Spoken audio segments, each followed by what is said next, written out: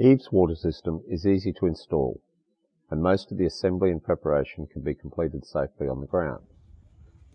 Setting up a clear workspace in a central location and selecting tools required in advance saves time. Hand pop rivet pliers are sufficient, while battery rivet guns save time and effort. Prior to installing the ASA end cap, 3 small cuts are made in the top of the gutter.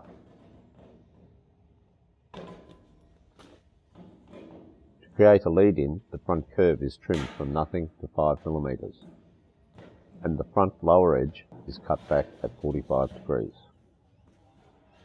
The gutter profile can be cut using a battery grinder with a 1 mm steel cutting blade or snips.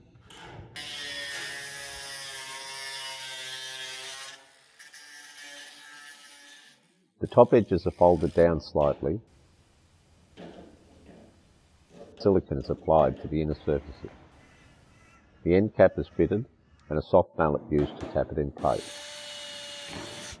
Colour-matched 3 mm rivets are fitted, 1 to the front lower edge, 2 to the base of the gutter and 1 to the back of the base.